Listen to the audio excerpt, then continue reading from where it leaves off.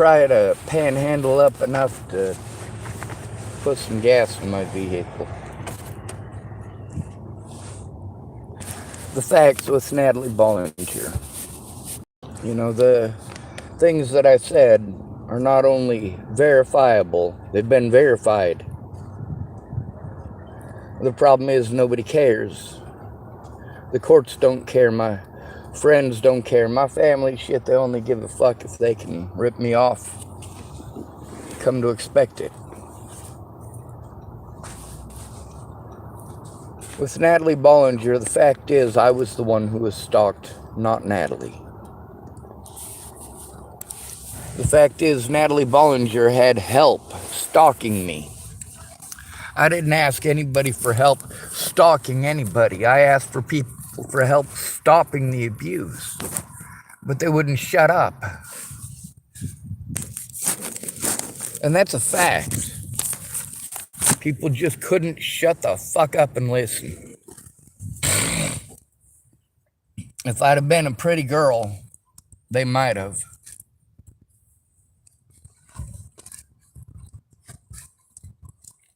The fact is, I went to Virginia at Natalie's request. She threatened to kill herself if I didn't. Her family was driving her nuts. The fact is, I was not arrested. The fact is, I was taken to the hospital.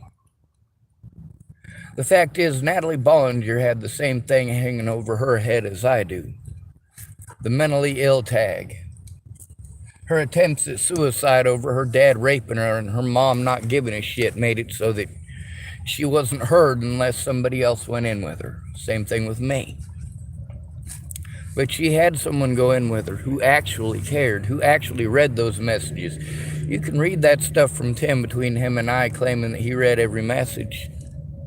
Nobody bothered to read mine. We never fucking got that far.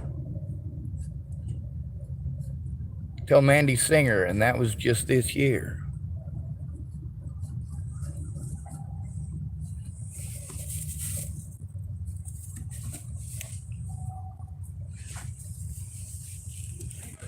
A lot of folks want to talk to me about burning bridges. You know what? When you got to cross the river at night, sometimes it's nice to have a little light.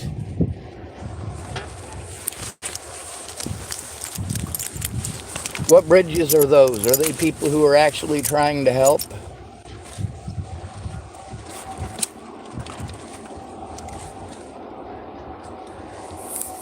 Were they actually trying to help me turn in my predators? No, they weren't.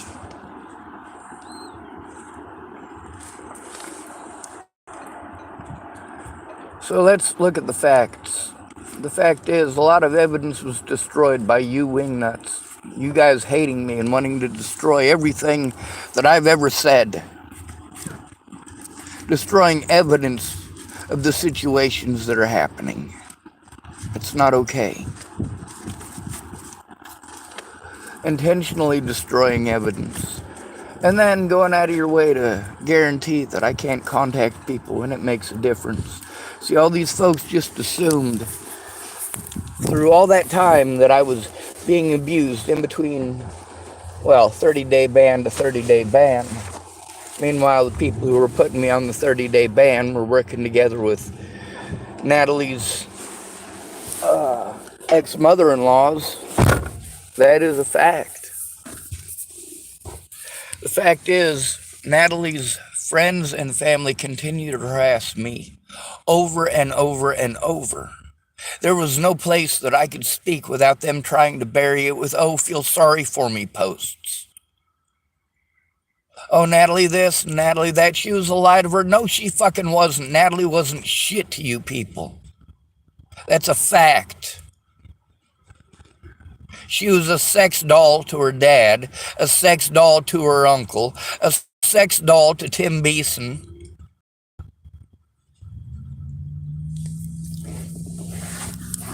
And then no matter how much evidence I have, they're just going to ignore it unless someone looks at it in person. Nobody fucking cares. Nobody cares about the fucking homeless. My predators care about trying to hide their names and hide their involvement, and have been since day one. Well, fuck you. You know why that involvement is?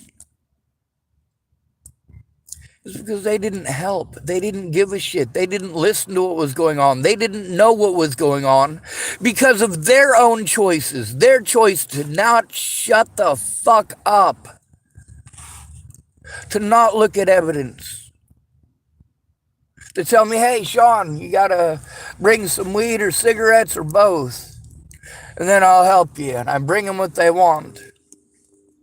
I'm like, this is fucking stupid. I thought you were my friends. Why am I over here sitting on a couch after making sure you got weed, making sure you got cigarettes, and as always, making sure you got food? That's the thing about Miss Peaches. I get that she was going through her own rough times. She was working as a security guard at the 29th Street Mall. She was selling drugs on the side to try to make ends meet. And she was still having to come to me for food. And not just me.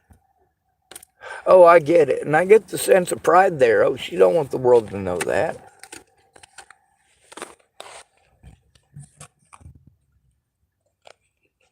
The facts are, I was repeatedly prevented from showing evidence. I was repeatedly forced to go to my predators to try to turn in my predators. Police wanted to tell me stupid shit. We should try to settle it out of court. If it wasn't one of those, oh, you just need to man up. Or I have real police work to do. The facts in Natalie's case are that all the things that I said about her that she wanted to claim were slander were proven to be true.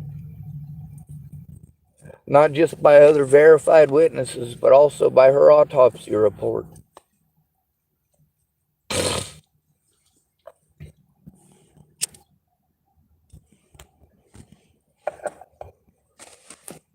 A lot of folks say, man, you should just leave the country. First of all, I can't. Second of all, you know, they have these things in just about every country, don't you? These YouTube channels about Sean Schwartz the Terrible, Sean Schwartz the Evil, Sean Schwartz, this guy who stalked some little girl. Except I didn't stalk anyone. I was asking for them to stop the abuse, to stop what they fucking started by lying.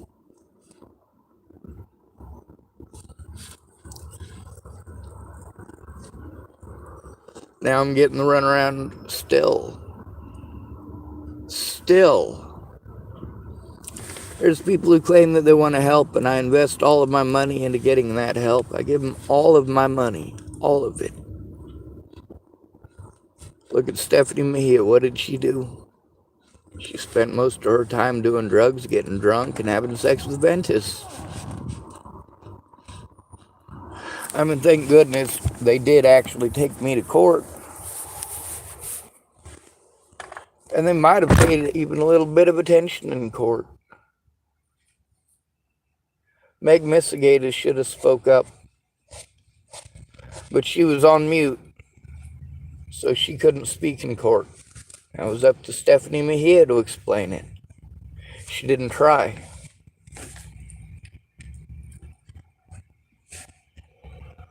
But then again, unlike Megan Missigatis, Stephanie Mejia really didn't know shit about what was going on because she hadn't bothered to find out. With all these people wanting to keep their personal business out of my story, well, they shouldn't have been a part of my story. They shouldn't have wasted my time or wasted my resources. At the time, yeah, I wanted to be extremely thankful for those people being a part of my life and being willing to do that. But when they showed up and ended up partying, and like with Stephanie Mejia, it's all of her fucking drama, all of her bullshit. And there's all these folks who were a part of this situation before Natalie was killed. I'm like, hey, dude, just because you didn't fucking pay attention to what was going on ain't my fault.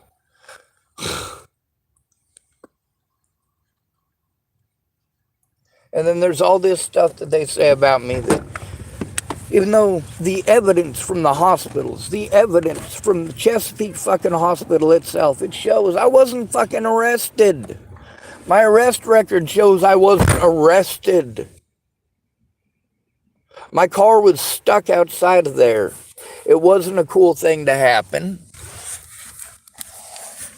but it ain't something that I should be punished for the rest of my life.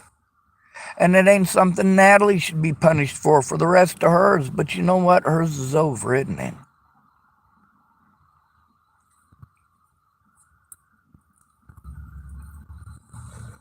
If somebody would have stopped and helped me with taking screenshots, looking at what was going on, and actually getting a hold of Natalie, getting a hold of the police with me, saying, hey, this is a serious fucking issue. Sure, this girl's in Virginia, but her fucking friends in Colorado are making my life hell. I have to live in fucking Nebraska to fucking avoid the bullshit from that. Now I thought, hey, great things happen here. I'm going to move in with Ken and Leah in Colorado. I moved in with them. It was a very negative place. Leah's son, Gabriel, I mean, that poor guy. And then the fights that she would start with him, and then Ken would come in and finish him physically.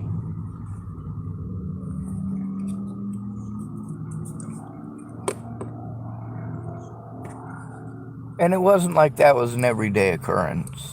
The threats and the intimidation of it were an everyday occurrence. I want you to imagine how much hate and anger that you would have as a child growing up in that. Growing up where your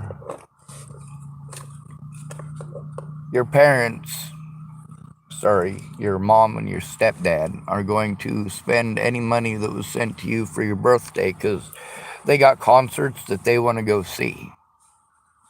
So you're going to go to the concerts that they want to see. Great. And then there's the venues. I mean, what are you supposed to do when you're having everything taken from you and you're supposed to just stay in your room while Ken and Leah go off and sell drugs, mass quantities of fucking drugs?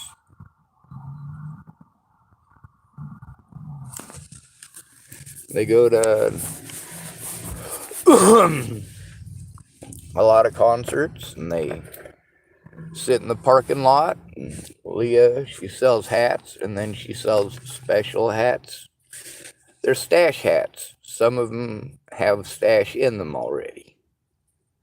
So those are really good sellers at a show. People want to do their drugs on the way in if they haven't found any already.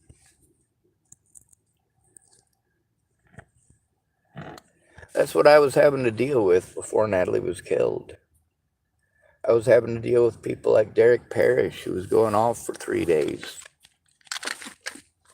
The fact is, the things being said in these Natalie Bollinger groups and these Natalie Bollinger things, you know what? Nobody cares if they're true or not.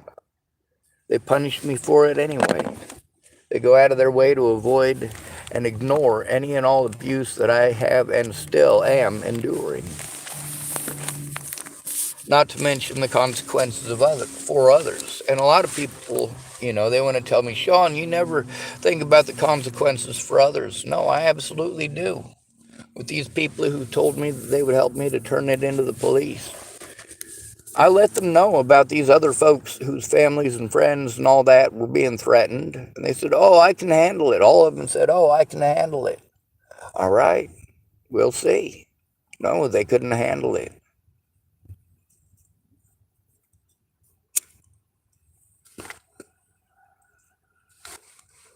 You have any idea how fucking crazy it will drive you when you've got people who are offering to help, but their offer to help is extended to I'm sorry's. I'm sorry, I'm sorry, I'm sorry. Well, how about no, and I'll go find somebody who's actually going to help. And then I run into I'll pray for you, I'll pray for you, I'll pray for you. You know what happens if you pray for an apple while sitting on the couch? You could have an apple right there in front of you.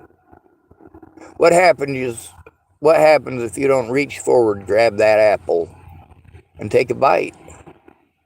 It's right fucking there according to most of y'all, so let's pretend it's right fucking there. Let's pretend that apple is right there and all you're willing to do is pray for it.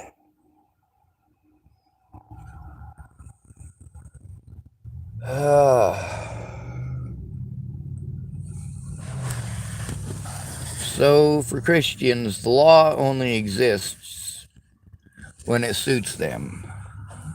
And Christianity only suits them in the cases that it, well, of course, is going to screw somebody else over. Otherwise, you wouldn't be trying to use the Lord Almighty to manipulate people. So Natalie, being indoctrinated into that, man, that's gotta suck.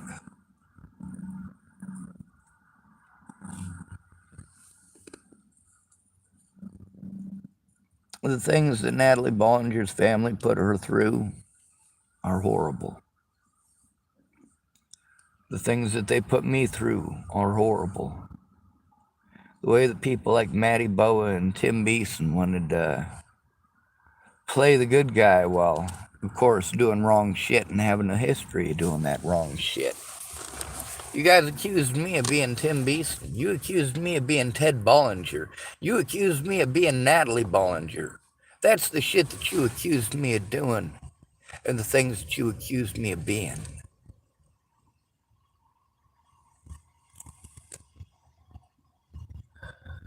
It's horrible. Natalie Bollinger got special treatment because of her age, because of her gender, because of her skin color. She got special treatment across the board because she's pretty. And I get victimized by the media, by social media, by the news. You don't get it. And then that makes it okay, somehow, for everyone to do whatever they want. Whatever the news says, whatever social media says, whatever Facebook says, whatever these YouTube yahoos say, it must be true. Natalie Bollinger never had to deal with that. I had to deal with people making fake accounts to harass me on before Natalie was killed. I made 2 fake accounts, and guess what? Those were destroyed. I was prevented from having access to that evidence. I could have shown what was really going on with that evidence, but no, I didn't get to do that, did I? No, you guys destroyed it. You went out of your way to destroy any and all evidence that didn't fit your fucking narrative. Now the Facebook algorithms are different. You can't just destroy my evidence like that. But the fact that these things happened and I was denied the right to turn these things in, you have no idea how much different it is to be having to go to a police officer by yourself as a homeless, disabled male versus a pretty white girl who's got friends. But look what those friends did. Look at the messages between Tim Beeson and I.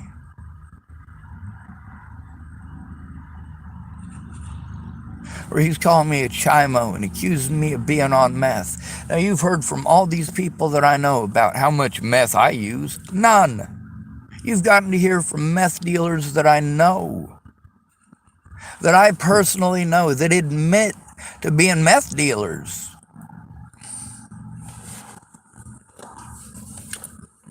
On my channel here on YouTube.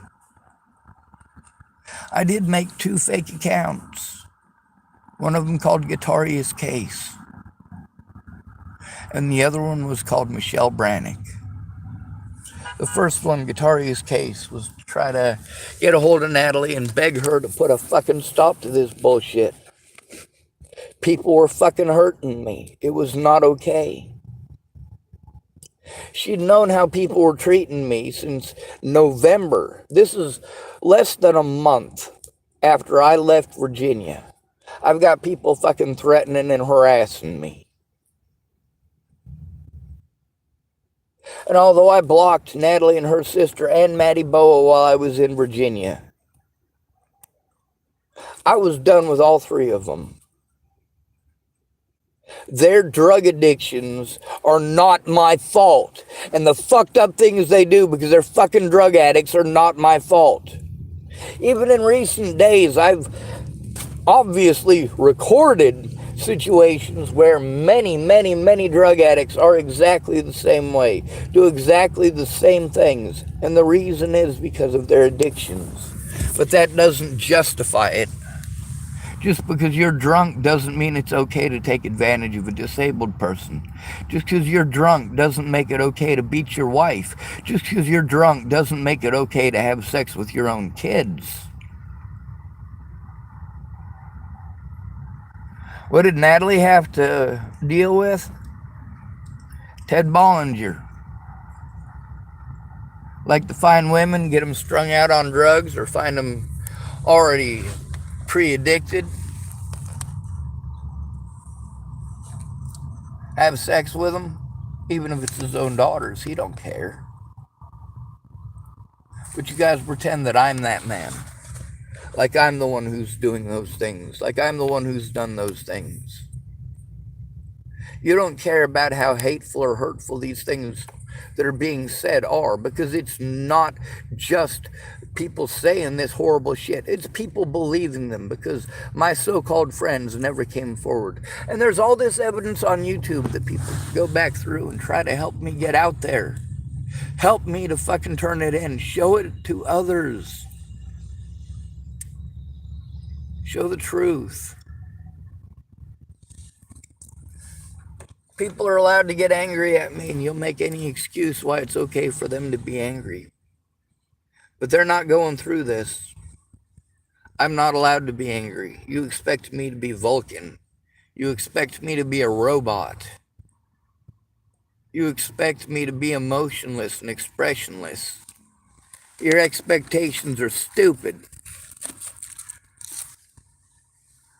We've got these folks who say, oh, Sean, you should be allowed to have emotions. Men should be allowed to cry. I cry a lot.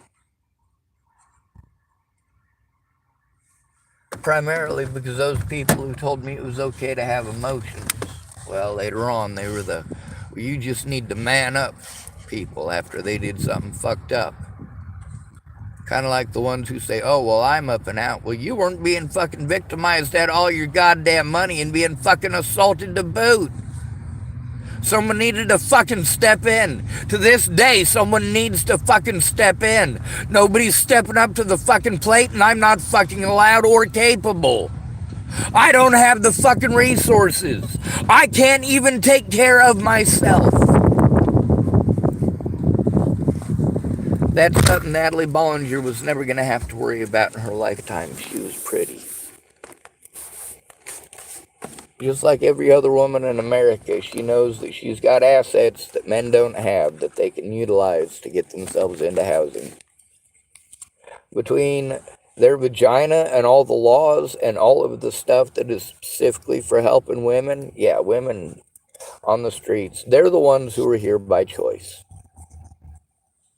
Most of them could move into a much more abusive environment.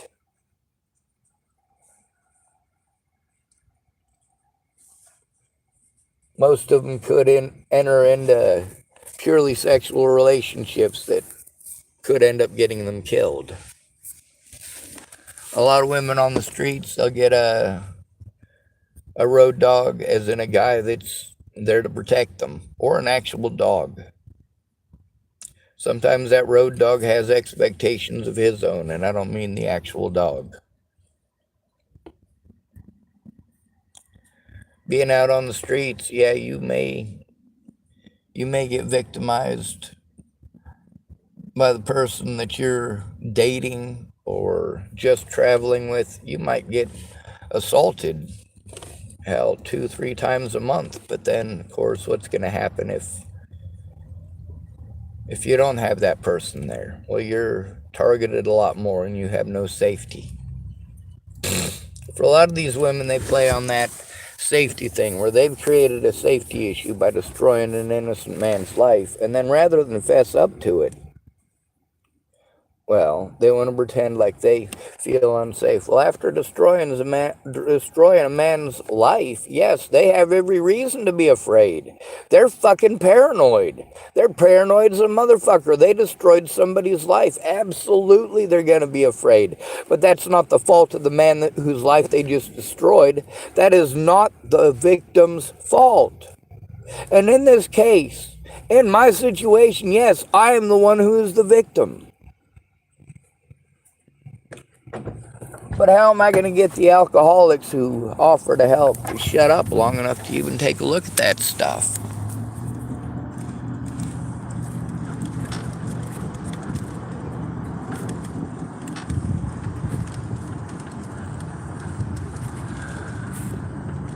People don't want to help.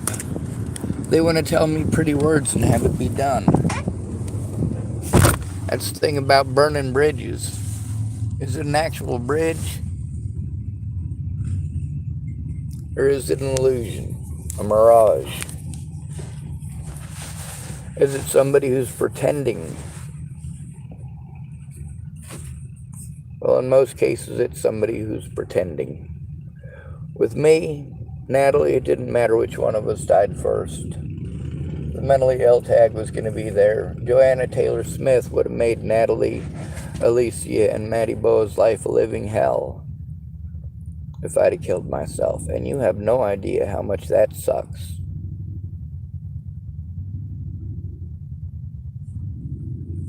There were people who were supportive of me killing myself. People like Jamie Curtis. People like Kayla Trujillo. They were supportive of me killing myself.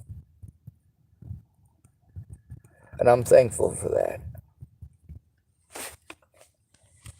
Matter of fact, the method that Peaches, that's Kayla Trujillo, the method that she told me about is the one that I was trying the last time I spoke to Brandon Jepson. Helium.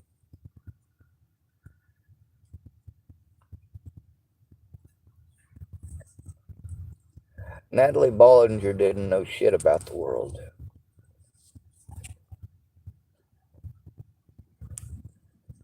And she wasn't even 2 years into being an adult yet.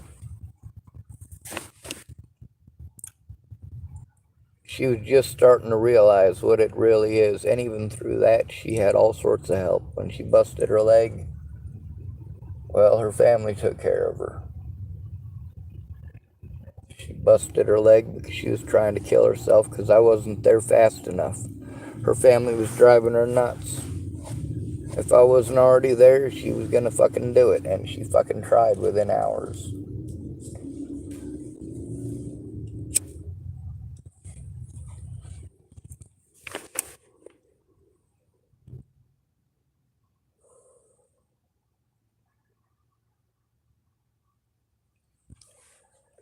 There's a lot of evidence that I no longer have. Mostly because of theft and people trying to destroy it. That's one of the things about Facebook and YouTube. There's a lot of people who, well, their profiles are completely gone.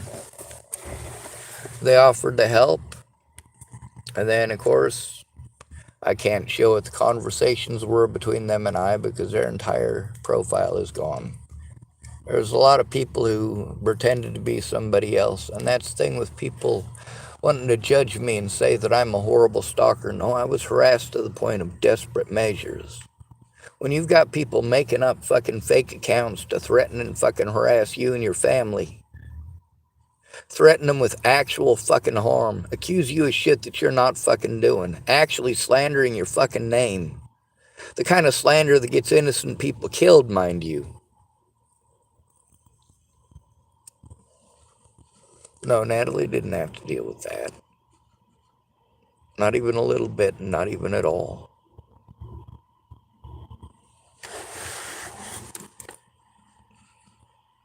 She thought that if she framed me for her death, it would make her family happy. She thought if she tried to frame me for her death, that I I would get locked up. She would be dead, so her pain would be over. She could make all these people happy by throwing me away, and of course, there's too many people who knew me in person. But no, I ain't got it in me to kill people.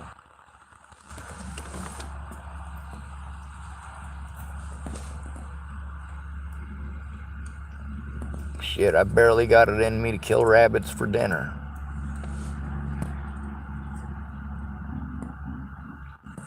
The facts with Natalie Bollinger are that nobody cared what the facts were. People want to judge and pass judgment. When people are telling me that I just need to love myself, they're passing judgment at that point. They're first of all assuming that I don't love myself. And then they're ordering me around as if, well, kind of like that thing you see on Facebook about arguing with Christians. How it's like playing chess with a pigeon.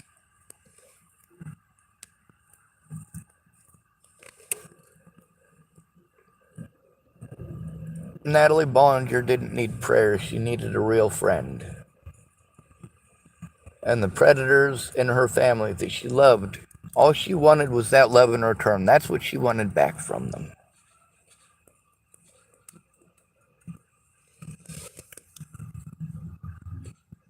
The facts are, it's not just my disabilities that were discriminated against.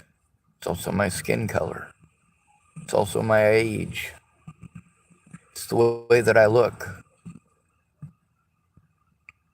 And you tell me it's wrong to do those things back. Shit, I don't want to do those things to anybody. But I sure as shit want these people to know what it fucking feels like. And there's things I'm not willing to do. There's a lot of things that were done to me that I'm not willing to do.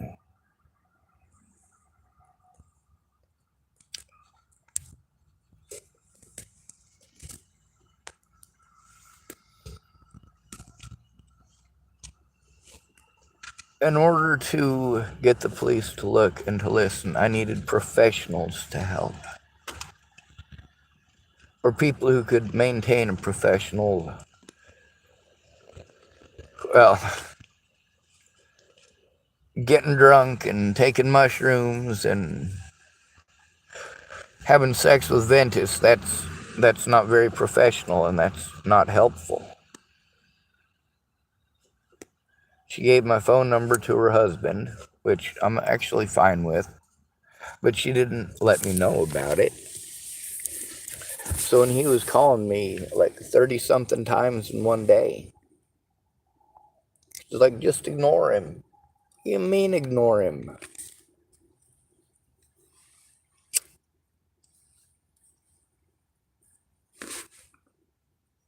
That ain't the right thing to do. So I got a bunch of recordings with him, and I got a bunch of recordings with a bunch of people that got to be heard. I mean, each of these people that I'd wasted my money to get help from, wasted my time. You know, all of these were desperate situations, and none of these people cared. Their own piddly shit is what mattered. Natalie probably had to deal with a lot of that before she ended up paying Joseph Michael Lopez to blow her brains out. She probably had to deal with a bit of that. I know that her family was fucking victimizing the shit out of her right before she died. They were pissed. Especially Ted. And then what did you guys do? You paid Ted, what, $26,000 overall for his daughter's death? You paid him, what, almost $12,000 within the first few days? While I was being abused over things that Ted actually did. All those cuts on her arms are from Ted. No, Ted didn't cut her. He abused the shit out of her and nobody would listen. Those are signs of abuse. and you listen to their predators. When their predators tell you, oh, she's mentally ill. Kind of like when boys are telling you that they're suicidal, they want their life to end. Oh, he's mentally ill. No, he's being fucking abused, and you won't do a goddamn thing to stop it. That's the difference between family who cares and family who doesn't. And who is it that Natalie went to go in and talk to the police with her? Tim Beeson. Tim Beeson. The very guy who was calling me a child molester, accusing me of being on meth, threatening to kill me, threatening to kill my family, doing this in fucking Facebook Messenger, making fucking fake accounts to harass me on, and fucking calling me to fucking, oh.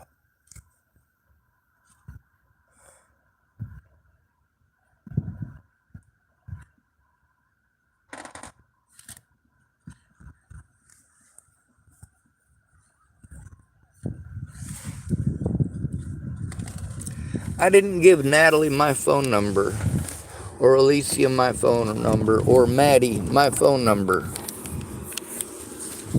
with the intent of them giving it out to people to have them harass me. I didn't give them my email address with the intent of them giving it out so that people could harass me. That's not what I intended that for.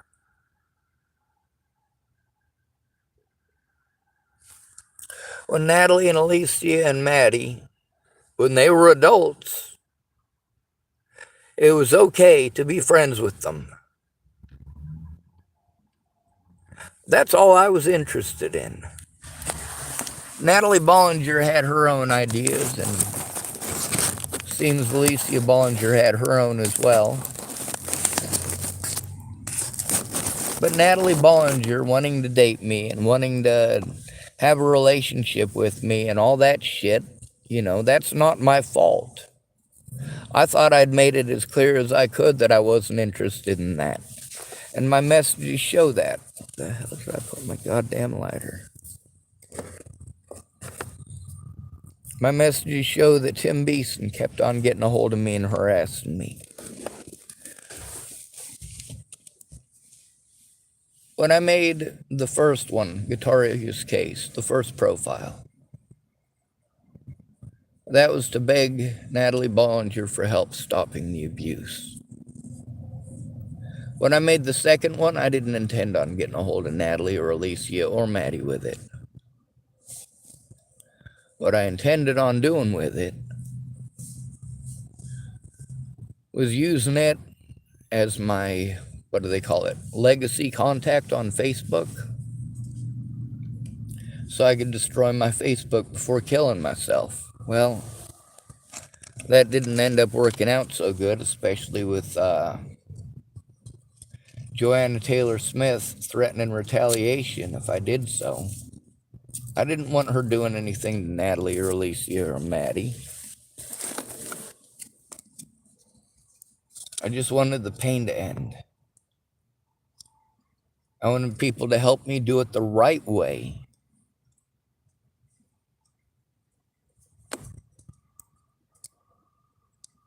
I wanted to believe in the Constitution, but the Constitution doesn't work if you ignore it. You guys ignored it till it's gone. Homeless people don't have those rights that you take for granted every single day. Anybody can victimize us at any point, call us mentally ill, and the police will go right along with it.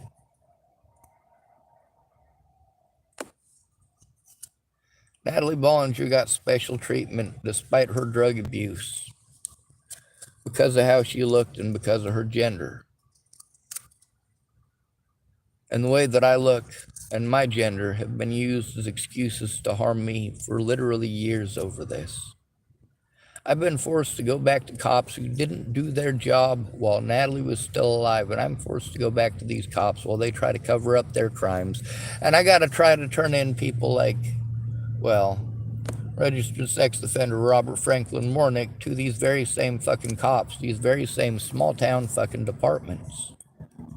This kind of slander affects and creates abuse wherever a person goes. This is why we're supposed to have courts. This is why we're supposed to have laws to help us and protect us. And there are laws that are supposed to help us and protect us. But the problem is that they are not observed.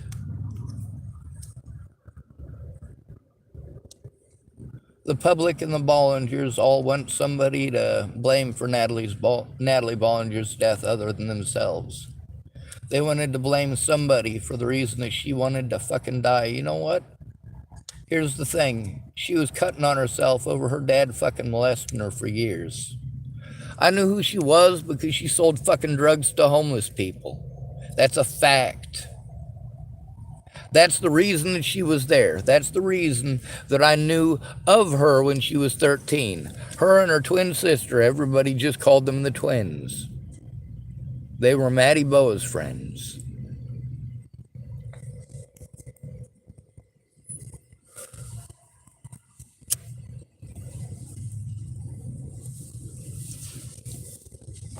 Now, I know the things that predators do. And you listen to them.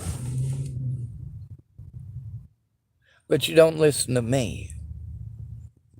All you care about is when I'm screaming at the top of my lungs for help because I am frustrated with having to say it over and over and over again. So my predators like Ted Bollinger make extra profiles all the fucking time still to this day to get on here and harass me, to threaten me, mostly to antagonize me. And to this day, nobody cares. A lot of people offer help that is not help. If they're not willing to listen, they're not willing to help. For my dad, he wanted to bribe me to take his name down. Well, that didn't work well. Then he wanted to claim it was he was going to try to help me. No. You said that after you'd already decided that you wasn't gonna. It's like that kid with the ice cream. If you eat your fucking broccoli, eat your broccoli. Well, you eat your broccoli every day for a fucking week and all you've eaten is broccoli. You already know there's no ice cream in the house. And one of your parents decides to say, oh, well, I was going to get you ice cream after dinner, but you don't get any now. Like those assholes who tell you to be patient. Well, you know what? There's a time limit. So patience in these situations is not a fucking virtue. Patience allows the predators to get away. Patience allows valuable evidence to be lost, stolen, or destroyed.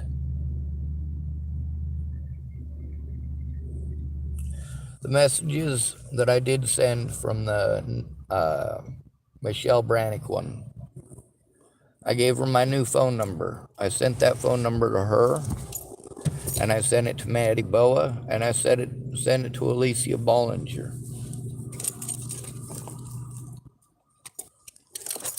When Natalie threatened to call the cops on me, I told her to call the cops. Give them my number. There's a reason I told her to give them my number. I'd been fucking trying.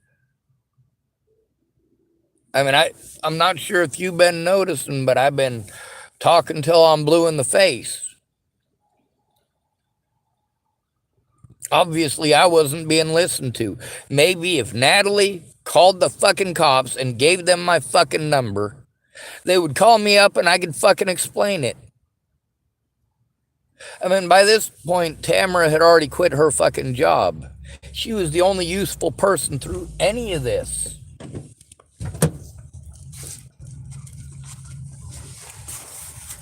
She understood the system and how it fucks over disabled people,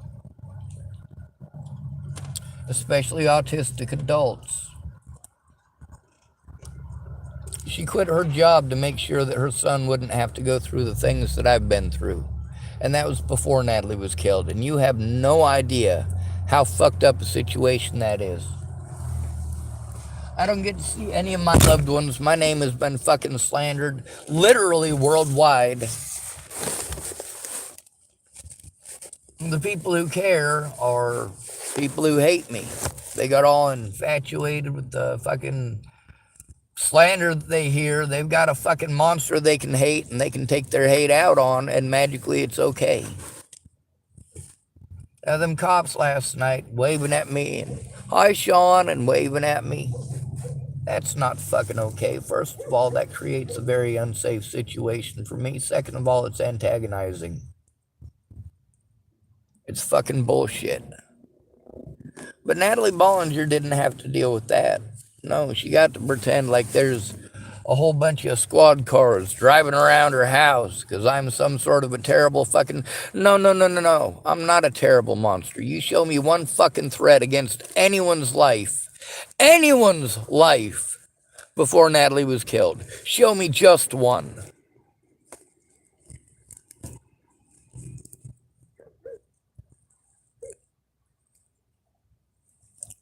I can show you actual threats against my life and against my family.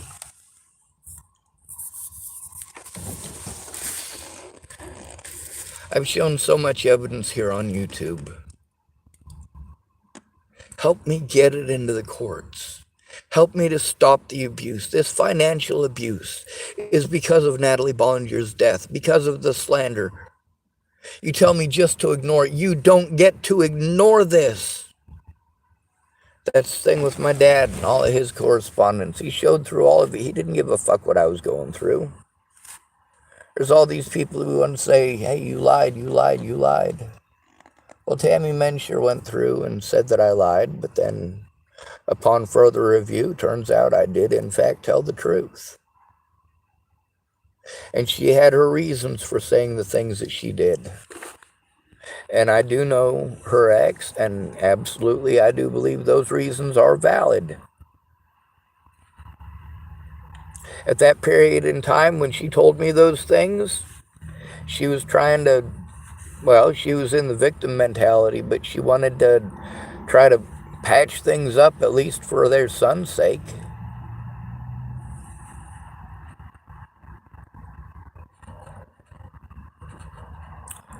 So yeah, she told a little white lie that she didn't think would hurt anyone. And then when she called me a liar, I explained, hey, this is what you said to me. And she admitted she remembered what she said. She admitted why. She was honest about it. And Tammy Mensher, yes, absolutely, that is making amends. What she did there, absolutely, is at least taking steps toward making amends.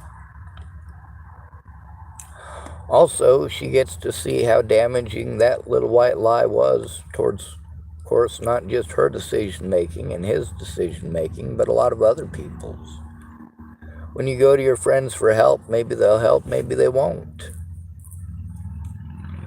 What are the deciding factors? Well, what did they hear?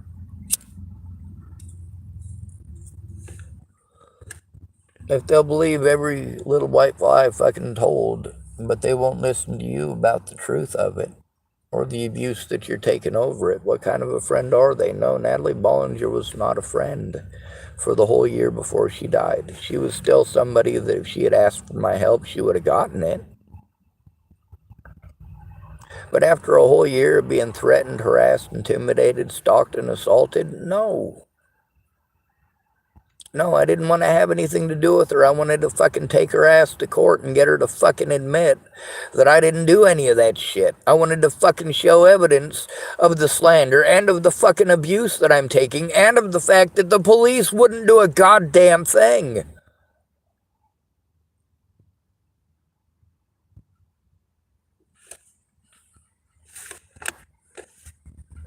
Did I go to the police? Hell no, I didn't even try. I already knew all of their bullshit, so I did what you're supposed to. You're supposed to go to the source of the bullying and ask them to stop. Tell them how it makes you feel. Well, if they don't want to fucking hear it, you're going to continue taking the abuse. They might even laugh at you and make jokes. Natalie Bollinger, yeah, she was pissed off, but she wasn't the one being fucking abused. She wasn't the one being stalked. She wasn't the one who had literally dozens of fake accounts created to fucking harass her. None of them were for harassing her. They were for asking her to stop for the first one. And the second one was because I was going to use it to destroy my actual Facebook before killing myself. That way, people like Joanna Taylor Smith, if they decided to retaliate, wouldn't have the fucking ability to do so. I already knew that people would do shit like that. Joanna Taylor Smith, she understands the mentality of the people who are at my throat. Why? Because she was wanting to threaten to do that stuff to Maddie Boa and to Natalie and Alicia Bollinger. No, I'm not fucking okay with that. I asked you not to do shit like that. I'm trying to not do it that way. I'm trying to do it the right way. The legal way can work, but people have to work together. I tried to work together with the other victims. I tried to work together with Betsy and David Prowell. It was a waste of time. A 6-month waste of time, followed by Betsy playing victim because she's a pretty white girl. Yeah, I made a snarky joke about how it's going to take her 6 months to get back a hold of me again. She was also victimized, given the handcuff treatment. Then there's, a lot of other people like her. Sammy Leon Lawrence IV. All these people wanted to tell me to go to Darren O'Connor. What they didn't realize is Darren O'Connor had already fucked me over. All these people, after Darren O'Connor had a chance to tell Tony Kovaleski about me, about how I got him in contact with almost half of the victims. That's right. I helped out Darren O'Connor. Quite a lot, actually.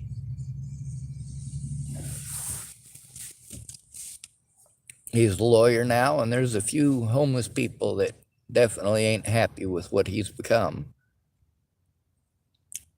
Sammy Leon Lawrence IV was in contact with me. I was trying to work together with him. I did try reaching out to Zaid Atkinson, although he became a racist, so I'm not comfortable with that either. Michelle Rodriguez was in contact with me about the situation, and with her, it was also the Darren O'Connor thing. These are all victims of Waylon Lola ties. All of them. Well, I'm not sure if Betsy Prowell was. I don't know which officer fucked her up. But the other ones, it was Lola tie.